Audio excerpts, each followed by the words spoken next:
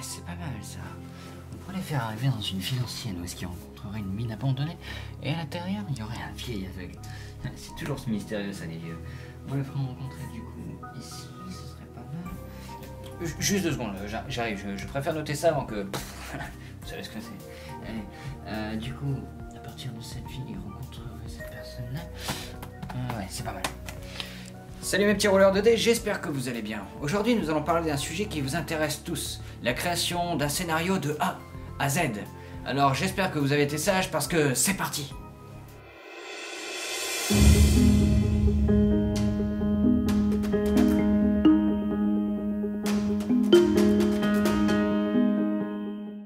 Nous allons donc dans cette première vidéo parler des idées, ou comment mettre à plat ce que vous avez en tête.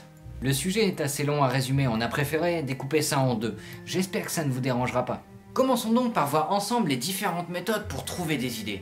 Ce qui, vous l'aurez bien compris, vous servira de base pour créer votre scénario. Pour bien commencer, créez-vous votre boîte à idées. Une quoi? C'est un support où vous noterez tous les éléments qui seront les prémices de votre création. Le but est d'y noter tout ce qui vous passe par la tête. Pour bien commencer, essayez de vous mettre au calme.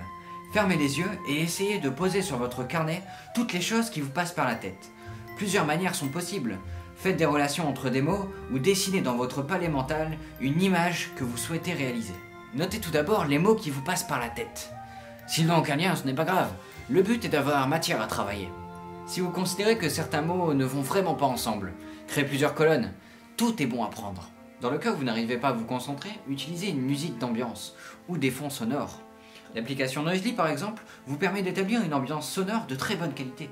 Le lien est dans la description, pas besoin de noter ça sur un bout de papier. Vous pouvez aussi commencer la création de votre scénario en imaginant des personnages. Imaginons que vous pensiez à Eleven de Stranger Things. Badass, non? Vous pouvez imaginer un univers sur 2 plans, dont le second serait en lien avec ce personnage.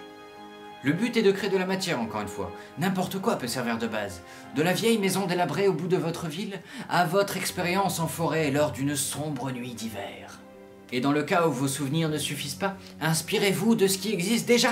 Regardez un film ou une série qui vous semble intéressant. Lisez un livre contenant un univers qui vous parle. Tout ce qui vous apportera des idées est bon à prendre. Une autre très bonne méthode pour remplir votre boîte à idées est bien sûr le contenu de vos rêves. De grands auteurs comme Lewis Carroll ou H.P. Lovecraft en ont fait leur fabrique à idées. Ayez donc continuellement un carnet à portée de main pour y inscrire vos rêves. Et faites vite, car les rêves s'évanouissent rapidement, et impossible de les reconstituer une fois estompés. Ah oui aussi, n'oubliez pas la cible de votre scénario. Un fan d'univers médiéval n'est peut-être pas tant à l'aise dans un univers futuriste. Soyez donc vigilant à bien cerner les attentes de vos joueurs. Une fois tout ce brainstorming terminé... Comment il se la pète le mec avec ses termes foireux? Comme je le disais, une fois ce brainstorming terminé, laissez mijoter le tout dans un coin de votre tête. Ne vous triturez pas le crâne trop longtemps. La maturation est tout aussi importante que votre précédent remue-ménage. La plupart des idées et les choses qui les lient vous viendront d'ailleurs tout au long de vos journées. Ayez donc toujours un petit carnet sur vous lors de vos déplacements. N'hésitez pas à noircir celui-ci comme il se doit. Entourez, surlignez, raturez. L'essentiel est d'y inscrire un maximum de choses. Privilégiez les carnets rigides aux feuilles détachables. Les feuilles volantes ou autres grands cahiers ne facilitent pas une utilisation ponctuelle. De plus, ils peuvent être anxiogènes pour les petits rouleurs de dés en herbe. Maintenant que vous avez suffisamment noirci votre carnet et que votre bureau ressemble à peu près au mien, vous pouvez maintenant tout répertorier sur votre ordinateur. Pour les puristes, vous pouvez sortir votre plus belle plume et votre plus beau carnet, bien sûr.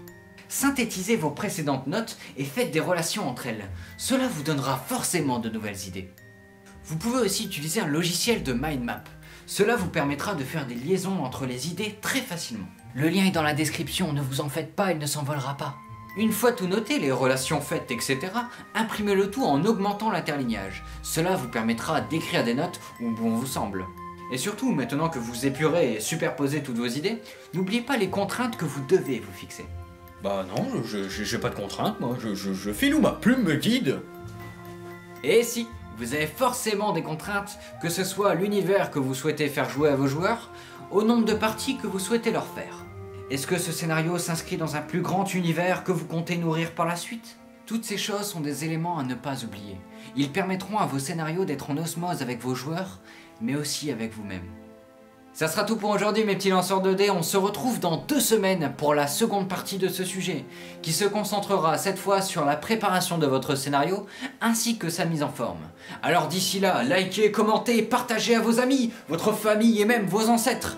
Et d'ici là, n'oubliez pas, faites rouler vos dés.